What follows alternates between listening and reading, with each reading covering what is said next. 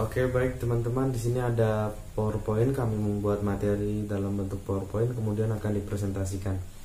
Nah, kami membahas tentang disorder of childhood, gangguan masa kecil. Nah, apa saja nanti di sini akan dibahas ya teman-teman. Oke, lanjut ke slide berikutnya. Assalamualaikum warahmatullahi wabarakatuh. Nah, ini dia. Perkenalkan, kami dari kelompok 11 yaitu beranggotakan Hasbi Ibnu Raus, Ramadan Doni Pratama, dan Rangga Fanzal Farizi, saya sendiri. Nah, di sini kami membahas tentang GPPH pada anak, kemudian disabilitas belajar pada anak, retardasi mental, autistik pada anak atau autisme, gangguan autis pada anak gitu ya. Nah, di sini ada pengertian singkat GPPH.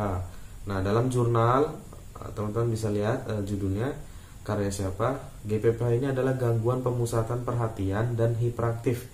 Nah, jadi anak yang mengalami GPPH ini dia terganggu perhatian, pemusatan perhatian, tidak bisa fokus gitu mungkin ya. Kemudian dia hiperaktif anaknya, berarti kan tidak mau diam gitu, tidak bisa diatur dan lain sebagainya. Nah, kita lihat dalam jurnal ini suatu kelainan medis yang dapat dikenal dan memiliki ciri tersendiri yang cenderung merupakan keturunan. Nah, berarti kan GPPH ini dalam jurnal ini dikatakan dia bisa terjadi itu mungkin karena faktor turunan. Nah, kemudian secara umum ada 3 jenis perilaku yang dikaitkan dengan kelainan ini, yaitu sikap kurang memperhatikan sekeliling, berarti kan bodoh amat gitu kan, atau mudah terganggu. Sikap menurutkan kata hati, berarti tidak mau diatur dia, apa kata hati dia itu yang mau dia lakukan. Hiperaktif ya, kemudian hiperaktif nggak mau diem, susah diatur lah ya. Oke, lanjut. Oke, kita lanjut teman-teman. Ini dia materi kita selanjutnya tentang masih GPPH, tapi kita ngambil dari sumber buku psikiatri ya. GPPH pada umumnya sekarang dipertimbangkan sebagai gangguan perkembangan otak. Nah, di sini dikatakan GPPH ini ada kontribusi variasi genetiknya sampai 76% gitu. Berarti orang tua ini sangat mempengaruhi terhadap GPPH anak gitu. Berarti anak yang GPPH, orang tuanya juga dulu pernah GPPH gitu. Karena di sini genetik sampai 76%, lumayan besar juga. Nah, kemudian ditandai oleh inatensi dan perilaku hiperaktif atau impulsif. Nah, inatensi ini adalah kesulitan memusatkan perhatian, berarti dia tidak bisa fokus ketika entah belajar entah apa kan. Kemudian perilaku yang hiperaktif, tidak mau diam gitu. Kemudian impulsif, sikap ketika seorang melakukan suatu tindakan tanpa memikirkan akibat apa yang dilakukannya. Jadi apapun yang dia inginkan lakukan aja, dia tidak memikirkan dampaknya gitu, entah negatif atau apa. Kita lanjut aja. Oke, ini ada materi penyebab GPPH dari narasumber Irene Prakiki. Di sini penyebab GPPH belum diketahui secara pasti, namun sejumlah penelitian menunjukkan bahwa ada beberapa faktor yang bisa meningkatkan risiko anak terkena GPPH, yaitu faktor genetik dan faktor lingkungan. Lagi-lagi genetik ya teman-teman, sangat mempengaruhi sekali. Ada faktor lingkungan juga. Nah, ini dia. Kemudian dalam masyarakat banyak beredar mitos seperti anak GPPH disebabkan oleh pola pengasuhan yang buruk, sehingga anak harus dilatih untuk disiplin. Anak dengan gangguan GPPH ini anak yang malas dan bodoh. Nah, ini orang-orang beranggapan seperti itu ya, bahwa anak yang terkena GPPH itu karena pola asuh yang buruk, dan anak GPPH ini anaknya malas dan bodoh gitu. Padahal tidak demikian faktanya dalam sini. Anak yang pandai pun ada yang menyandang GPPH, berarti bisa juga kan kena gitu ya. Mungkin kembali lagi ke faktor genetiknya gitu kan, orang tuanya gimana. Nah, kemudian ada cara penanganan GPPH pada anak teman-teman. Di sini ada terapi psikofarma menggunakan obat-obatan. Terapi menggunakan obat-obatan. Nah, di sini ada 3 jenis obatnya teman-teman. Ada golongan metilfenidat, hanya satu-satunya ditemukan di Indonesia. Kemudian ada golongan dexamfetamin, golongan pemolin. Ini obat-obatnya. Kemudian ada pendekatan psikososial pada penanganan anak GPPH. Nah, ini mungkin yang prakteknya ya.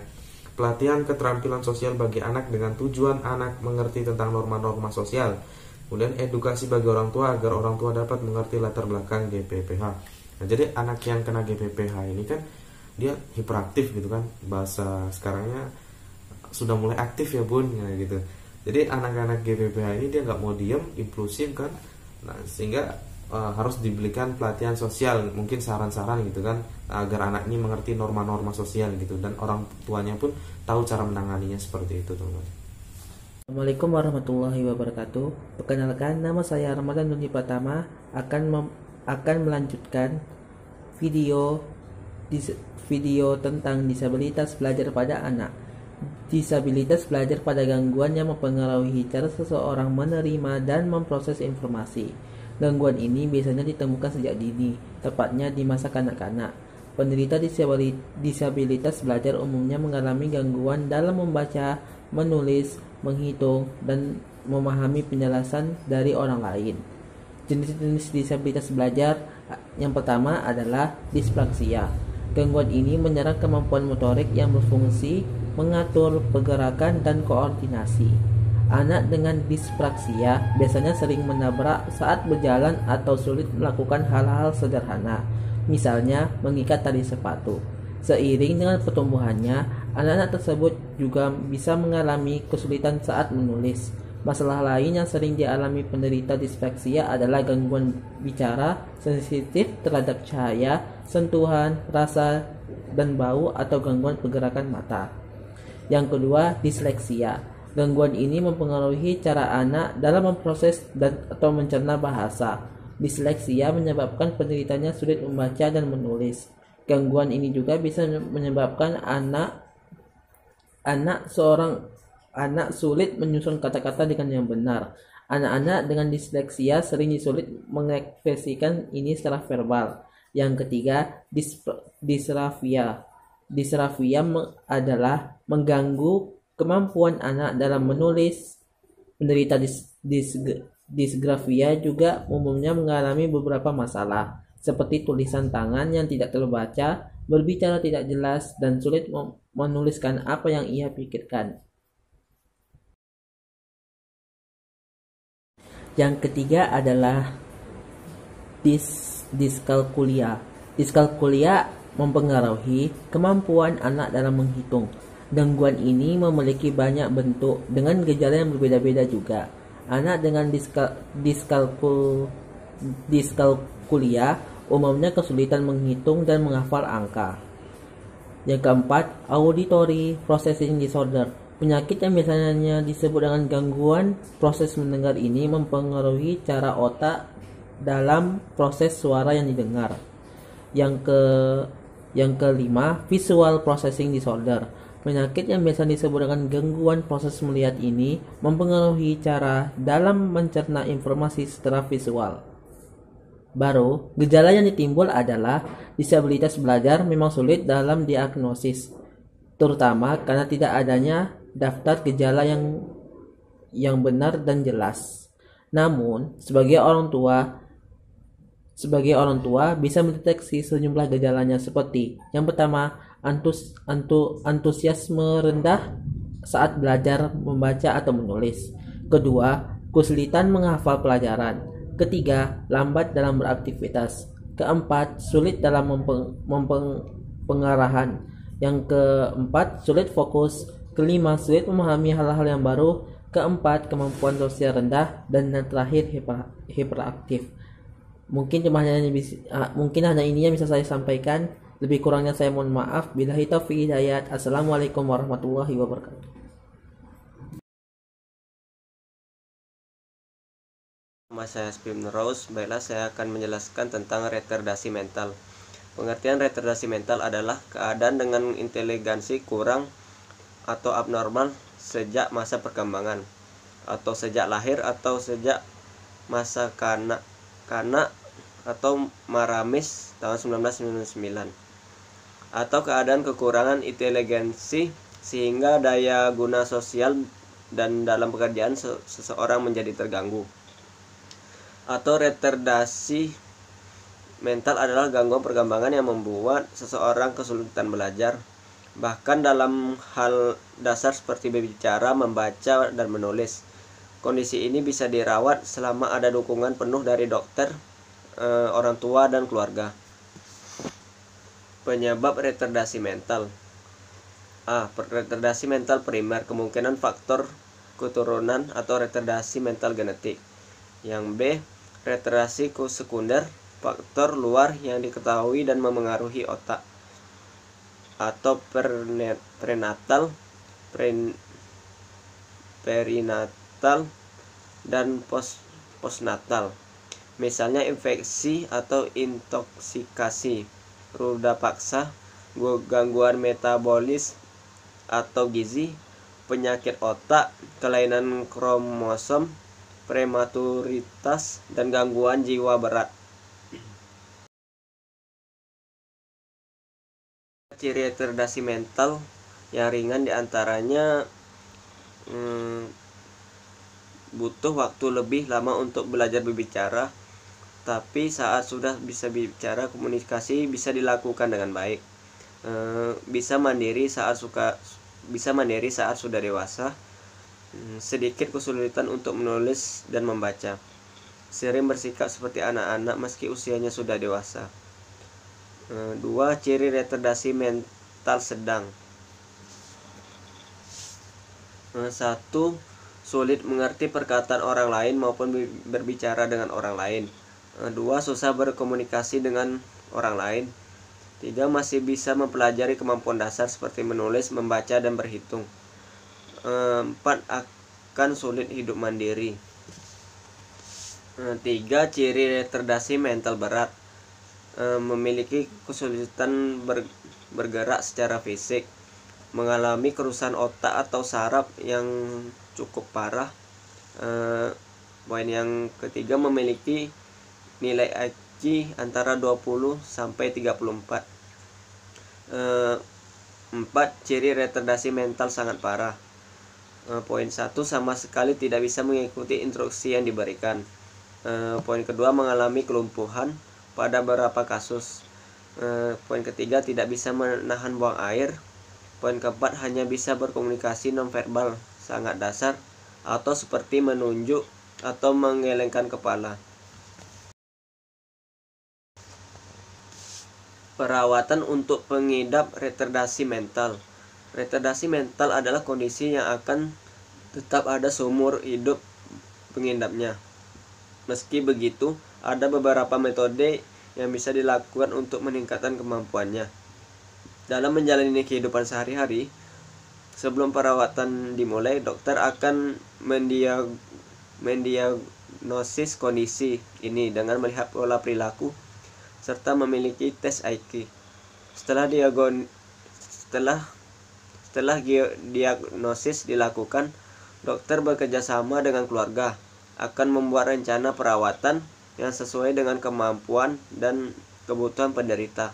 Dan ada beberapa metode perawatan yang akan dilakukan, diantaranya perawatan sejak dini bagi bayi dan balita. Poin kedua, program pendidikan khusus. Poin ketiga, terapi perilaku. Poin keempat, konseling. Dan poin kelima, pemberian obat. Oke, kita bahas lagi di sini gangguan autistik atau autisme. Di sini gangguan autisme merupakan gangguan perkembangan saraf yang mempengaruhi perkembangan bahasa, kemampuan seorang untuk berkomunikasi, berinteraksi, serta berperilaku. Nah, ini ada karakteristik dari anak autis: indiferensi sosial, tidak ada respon wajah, kontak mata dengan orang baru. Kita kalau nengok orang baru kan kita perhatiin gitu kan, oh ini tampan gitu atau gimana gitu kan. Kalau anak-anak yang autis ini dia cenderung biasa aja mukanya gitu, nggak ada rasa kayak mungkin penasaran ini siapa gitu kan, orang baru kan. Kalau anak-anak yang normal itu kan diperhatikannya, dia kadang dia ketakutan ataupun malah happy gitu kan. Nah, kalau anak autis ini dia cenderung tidak memiliki ekspresi ketika ada orang baru gitu, diem aja, diliatin aja, serem juga gitu ya kan. Kemudian ada respon abnormal terhadap asupan sensorik. Nah, ini misalkan ada suara apa gitu dari sensor ya kan, dia abnormal responnya, tidak biasa. Misalkan ada suara ambulan, dia langsung kayak wah panik entah gimana gitu kan. Nah, seperti itu contoh ya kan. Kemudian ada gangguan komunikasi. Nah, sebagaimana kita tahu anak autis ini kan susah juga diajak komunikasi gitu, dipanggil-panggil namanya kadang nggak nyaut gitu. kekhasan aktivitas. Nah, ini kadang anak autis itu dia menggerak-gerakkan tubuhnya, ataupun pokoknya apapun tangannya entah apa gitu yang berulang-ulang gitu. Misalkan kayak kepala kan goyang-goyang gitu, goyang-goyang. Contoh. Oke. Lanjut. Ya, lanjut. Di sini ada penyebab autis pada anak. Penyebab autis sampai saat ini masih belum diketahui. Namun para ahli mengidentifikasi adanya beberapa gen yang dicurigai memiliki kaitannya dengan autis. Nah, jadi di sini ini dia. Kadang gen-gen ini muncul dan bermutasi secara spontan. Nah, ini yang menyebabkan anak jadi autis gitu. Mungkin dalam ketika kandungan gitu kan. Kemudian ada juga dalam kasus lain orang mungkin mewariskan gen tersebut dari orang tua. Berarti autis ini bisa juga dari faktor genetik orang tuanya. Jadi turunan ya, teman-teman. Oke, lanjut.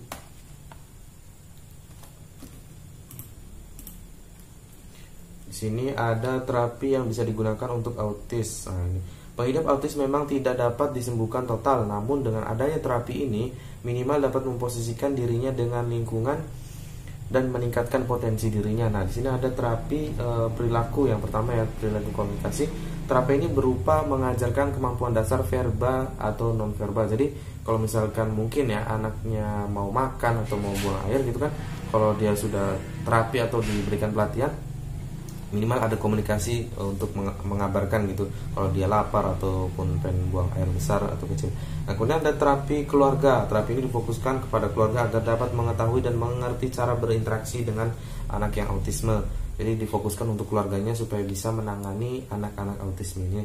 Kemudian ada pemberian obat. Nah, obat ini memang tidak bisa menyembuhkan, melainkan dapat meredam gejalanya. Nah, mungkin tadi ya mutasi-mutasi gen ataupun yang lainnya ini bisa dihilangkan dengan obat gitu, minimalisirkan mungkin ya.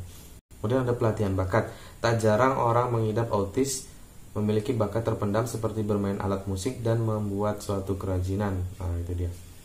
Jadi diberikan suatu pelatihan untuk mengaktualisasikan dirinya gitu ya, teman-teman. Terima kasih sudah menonton, guys.